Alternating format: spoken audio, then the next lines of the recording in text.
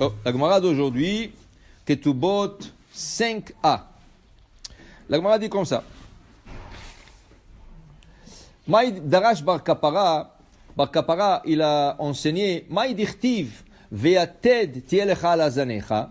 Tu auras une pelle sur ta ceinture. Al Tikre Azanecha Ela Oznecha. Il ne faut pas lire sur ta ceinture, il faut lire sur ton oreille. En hébreu, Azanecha, ceinture, Oznecha, c'est l'oreille. De quoi on parle? On parle qu'en Israël, quand ils étaient dans le désert, il n'y avait pas de salle de bain.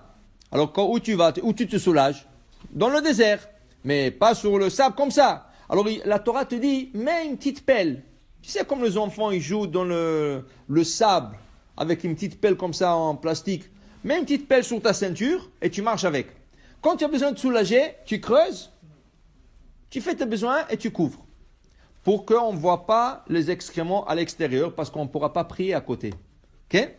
Alors la Gemara dit Bar Kapara, al tikrea zanecha, ela oznecha. Alors d'abord, avant qu'on arrive au discours de Bar Kapara, la question est-ce que la manne ne fonde pas dans le corps de l'homme?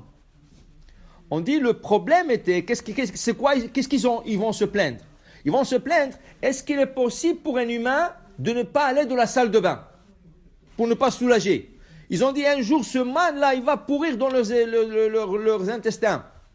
Alors, qu'est-ce qu'ils ont? Ils se sont plaints de ça. Et ils ont dit, c'est pas possible. Alors, on voit de là qu'ils n'allaient pas dans la salle de bain. Pourquoi? Parce que la manne était 100% mangée, énergie, tout ce que tu veux, sans déchets.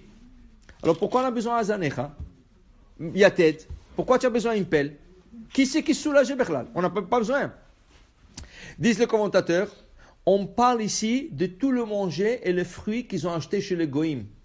Quand dans le désert, quand ils stationnaient des fois à côté de marchés, à côté des villes. Alors qu'est-ce qu'ils faisaient? Il allait chez le bédouin là-bas, on va acheter des pommes, on va acheter de ça. Alors ils mangeaient des autres choses à part la manne. Ils ne mangeaient pas que la manne, ils mangeaient des autres choses. Pour ces choses-là, ils allaient à la salle de bain. Et là, venu la mitzvah, ve'atet yelecha azanecha. Alors dit, comment? Il n'y avait pas seulement la manne. Ceux qui voulaient manger des fruits et des autres choses, l'achetaient en route. Ils l'achetaient en route. Par exemple, si on prend l'exemple de Midian, comment les filles de Midian ont attrapé le Bnei Israël, le jeune garçon, les 24 000 garçons, dans un marché. Ils ont fait un marché, eux ils sont partis là-bas acheter, parce qu'ils achetaient des marchandises en route. Ils achetaient des marchandises en route, mais ce n'est pas tout le monde.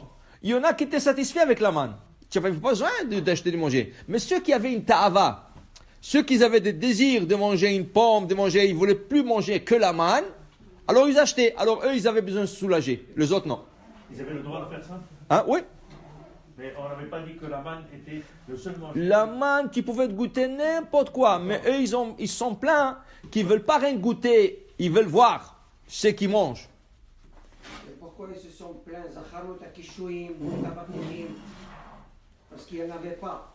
Pourquoi? Parce que la manne, elle tournait dans tout le goût, sauf l'ail, sauf le concombre, betsalim, et sauf les oignons. C'est trois choses que la manne ne tournait pas. Ils pouvaient le trouver dans le chouk. Comment? Oui, ils pouvaient le trouver dans le chouk. Si vous voulez le trouver dans le chouk, ils pouvaient le trouver. Il veut dire, pourquoi ils les ont pas achetés? Puisqu'ils étaient à leur portée. Ils pouvaient acheter. Pourquoi ils l'ont pas fait? Ah, ils sont pleins que la manne ne tourne pas dans ce goût-là. Ils sont pleins que la manne ne tourne pas dans ce goût-là. Et il n'y avait pas toujours accès au marché. Ils n'avaient pas toujours accès au marché. Et pourquoi la manne ne tournait pas en ail, goût d'ail? Ou pourquoi la manne ne tournait pas en goût des oignons ou de concombre? Ils disent parce que Rashi dit, dans le parashat Ba'alotecha, il dit Rashi parce que c'est mauvais pour des femmes enceintes. Tout ce qui était mauvais pour les femmes enceintes, la manne ne donnait pas ce goût. Alors même si la personne voulait goûter, il ne pouvait pas le goûter. Alors maintenant, dire Bar Kapara, lui il prend le mot azanecha. Azenecha, c'est la ceinture sur laquelle tu accroches la pelle. Oznecha, ton oreille, qui veut dire quoi? Yated. Tu dois mettre comme un piquet dans l'oreille, qui veut dire quoi? שאם ישמע אדם דבר שאינו הגון, יניח אצבעו באוזניו.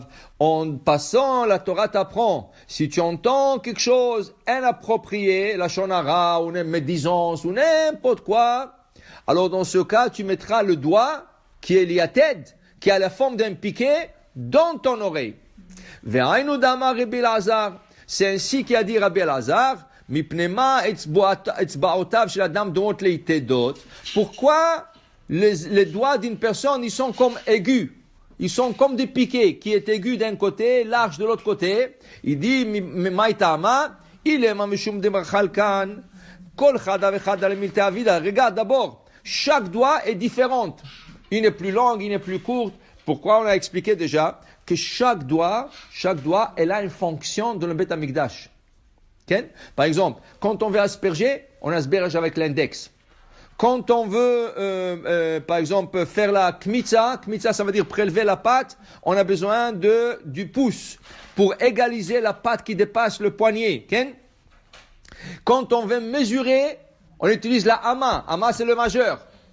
Ça se mesure du coude au majeur. Au fond du majeur. Le majeur, c'est le plus grand. Et on appelle le majeur hama. Comment s'appelait la mesure l'unité de mesure? Hama. Okay? Alors, chaque doigt, et là, ses fonctions. Alors, dans ce cas, c'est pour ça qu'ils sont différentes. Chaque doigt est différent de l'autre. Mais pourquoi ils sont aigus? Pourquoi ils sont pointus? Au bout, justement, à cause vous voulez qu'ils rentrent dans l'oreille, qu'ils puissent rentrer dans le trou de l'oreille. Que si tu entends quelque chose qui n'est pas bien, qui n'est pas propice, la shonara ou toutes sortes de mauvaises choses, tu rentres le doigt dans l'oreille et tu le bloques.